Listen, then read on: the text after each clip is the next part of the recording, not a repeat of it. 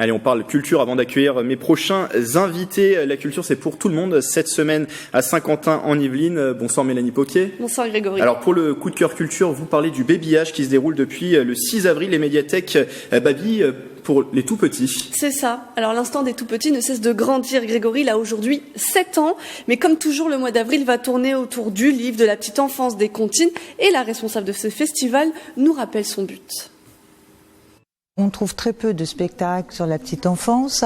Certains parents imaginent que les enfants, le livre, ils ne savent pas parler, le livre n'est pas important pour eux, alors qu'on se rend compte à chaque fois que ça éveille tout un tas de choses.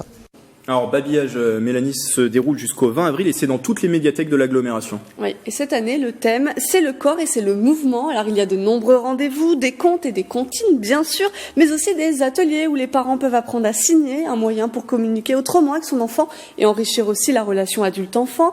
Pour ce rendez-vous, direction la médiathèque du Canal à Montigny-le-Bretonneux, le samedi 13 avril à 14h.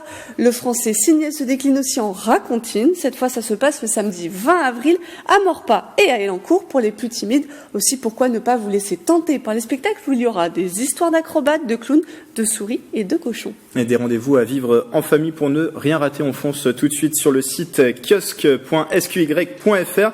Mélanie, on vous retrouve dans un instant dans un 7-8 culture un peu spécial ce soir. Oui, ce soir, on fête les 50 ans d'ouverture au public du château de Breteuil et pour l'occasion, le marquis Henri-François de Breteuil nous a ouvert les portes de son domaine. Nous revenons ainsi sur l'histoire de ses 50 ans, mais nous allons aussi découvrir quelques noms célèbres de la famille et c'est ce qui fait sa popularité aujourd'hui, les contes de Perrault et ses jardins. Un 7-8 culture spéciale à retrouver bien sûr à la fin de ce journal, après ce journal. Merci Mélanie.